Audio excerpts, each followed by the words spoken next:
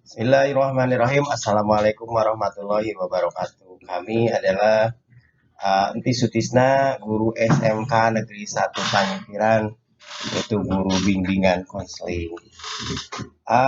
Kita mengadakan mengentaskan beberapa permasalahan-permasalahan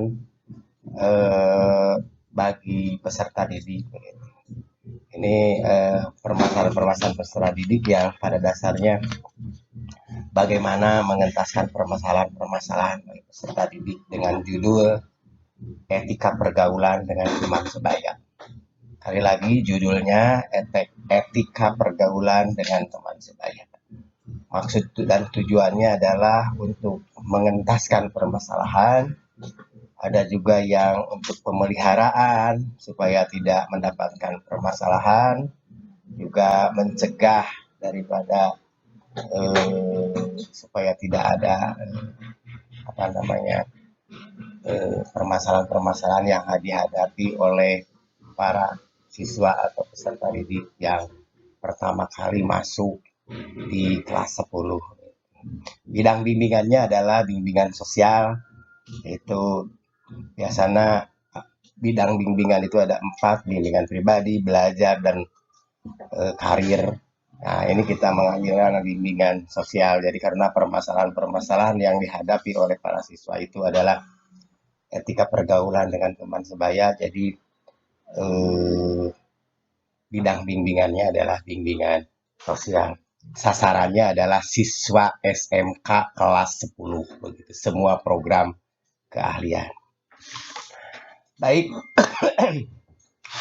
akan kita lihat permasalahan-permasalahan yang dihadapi oleh para siswa. Biasanya yang dipengaruhi oleh pola asuh orang tua. Yang kedua adalah dipengaruhi oleh lingkungan tempat tinggal anaknya itu sendiri. Dan yang ketiga adalah pengaruh media sosial.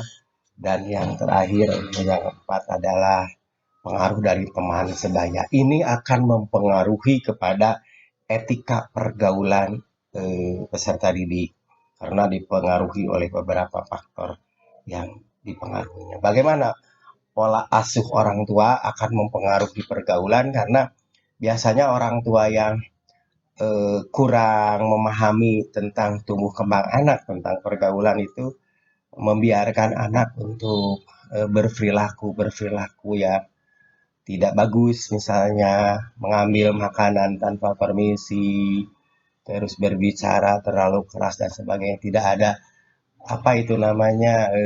teguran daripada orang tua. Ini adalah kalau pembiaran terus dibiarkan oleh orang tua, yang akibatkan anak itu akan kebiasaan. Kalau memang komunikasi nanti di teman dengan teman-temannya akan tidak jauh dengan apa yang dilakukan di rumah. Kecuali kalau peranan orang tuanya selalu memberikan etika yang baik daripada perilaku anak, insya Allah kepada anaknya itu akan bagus juga. Karena kita materinya adalah tadi bagaimana pemecahan masalah yang dihadapi oleh siswa, dan tadi akan dipengaruhi oleh pola asuh orang tua.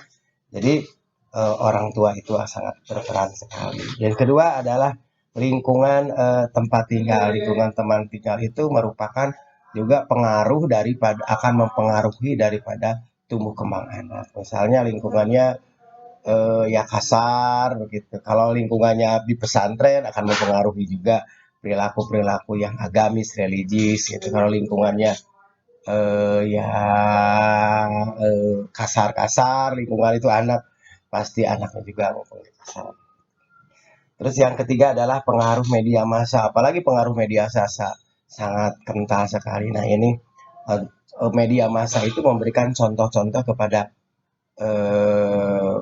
tumbuh kembang anak yang lagi berkembang begitu, termasuk pengambilan berkomunikasi, mengambil makanan dan sebagainya. Ini merupakan salah satu lahan bagaimana kita meluruskan masalah-masalah yang dihadapi oleh para peserta didik. Itu masalah-masalah. Yang terakhir adalah teman sepermainan atau memang kita bergaulnya dengan orang-orang yang sama dalam keluarga yang broken atau keluarga yang di luar tumbuh kembangnya anak di dalam pergaulannya juga sama, tidak akan jauh seperti ini. Jadi permasalahan yang dihadapi oleh peserta didik kita yang dengan judulnya etika pergaulannya kurang bagus dengan teman sebayanya itu seperti itu masalah-masalah. Oke, kita lanjutkan bagaimana peran orang tua sangat tadi yang pertama itu adalah pola asuh. Peran orang tua sangat menentukan sekali karena waktu peserta didik berada di rumah lebih banyak dibandingkan dengan di sekolah dan peserta didik berada di rumah itu atau peranan orang tua itu akan dibawa kepada di mana anak itu berada. Yang kedua, kerjasama yang baik antara orang tua dan guru untuk mengontrol tumbuh kembang anak di dalam pergaulan seperti apa. Gitu. Kerjasama yang baik untuk mengontrol anak-anak itu sendiri. Terus yang keduanya, yang ketiganya adalah adanya komunitas. Nah, ini juga perlu dia komunitas anak-anak muda itu. Adanya komunitas antara teman sebaya, di antaranya apa namanya pergaulan-pergaulan, sikap-sikap itu juga akan mempengaruhi kepada etika pergaulan. Karena disinilah permasalahan. Nah, bagaimana alternatif solusi tentang apa namanya permasalahan seperti tadi itu? Alternatif solusinya yaitu metode yang digunakan dalam bimbingan konseling bagi kami yaitu menggunakan eksplorasi learning atau yang ekspresiasional training atau yang disebut pembelajaran ekspresi. Yang pertama, bagaimana mengidentifikasi topik permasalahan. Permasalahan kenapa ini anak bisa pergaulnya kurang bagus, kurang sesuai dengan keilmuan yang dimilikinya, cara berbicaranya, karena kita bisa mengidentifikasi bagaimana permasalahan itu bisa terjadi. Yang kedua, menetapkan prosedurnya seperti apa, langkah-langkahnya yang diberikan oleh sebagai konselor, apakah itu diskusi dengan orang tua, diskusi dengan anaknya itu sendiri, atau mengundang orang tua atau mengundang anaknya. Itu prosedur-prosedur secara akademisi. Juga fasilitas-fasilitas yang diberikan oleh kita sebagai konselor sekolah kepada anak peserta didiknya itu supaya nyaman seperti apa. Terus melaksanakan layanannya dengan teori-teori yang telah dilakukan. Dan terakhir alternatifnya mengevaluasi sejauh mana perubahan anak di dalam pergaulan itu sekian lama, sekian rangkaian tadi, mari kita evaluasi ada perubahan tidak dalam bergaul dengan anak dan sebagainya. Juga hasil apa yang tadi hasil pelaksanaan layanan itu memang tadi harus dievaluasi dengan evaluasi untuk mengundang anak dengan teknik-teknik understanding, menempatkan peranan dan informasi tentang layanan ke anak itu. Nah, ditanya begitu kepada anaknya, bagaimana Anda selama ini bergaul dengan teman atau tanya tentang udah punya pacar dan sebagainya. Itu adalah teknik-teknik attending supaya anak itu bisa terbuka. Juga kalau memang dia kurang beretika, kurang berestetika, kurang mengasuh logika. Karena di dalam pergaulan itu ada 3 kriteria harus mempunyai perilaku logika masuk akal.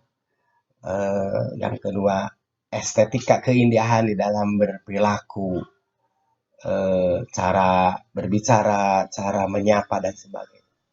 Dan eh, tadi kan dikatakan adanya estetika, etika, dan logika. Kalau estetika itu keindahan dari dalam berperilaku, kalau etika itu adalah kepribadiannya, kalau logikanya logis gitu bisa bisa dipertanggungjawabkan berperilaku gitu. Itu dengan teknik-teknik ini supaya mengevaluasi kegiatan anak selama ini yang mempunyai masalah, ada perubahan dan tidak, ya itu tadi tergantung guru pembimbingnya. Yang kedua, comfortable. Comfortable itu artinya kriteria kaitannya dengan layanan berdiskusi. Ditanya dengan anak, ya, seperti tadi dari itu juga ditanya dengan attending, dengan menyapa anak dengan roman yang bagus, terus ditanya bagaimana kegiatan selama ini dan sebagainya. Itu baru ada komunikasi antara seorang konseling, seorang guru atau seorang konselor dengan pasiennya atau dengan kliennya atau dengan siswa bisa berkomunikasi dengan baik. Ini membuktikan bahwa titik terang untuk keberhasilan permasalahan-permasalahan yang dihadapi peserta didik itu akan tercapai. Dan yang terakhir adalah action. Action itu eh, artinya action itu melihat bahwa kita itu yakin dalam melaksanakan layanan itu akan berhasil. Barangkali itu sajalah yang bisa sampaikan tentang masalah-masalah yang dihadapi seorang remaja, terutama tadi masalahnya adalah etika berperilaku. Sekian, terima kasih. Assalamualaikum warahmatullahi wabarakatuh.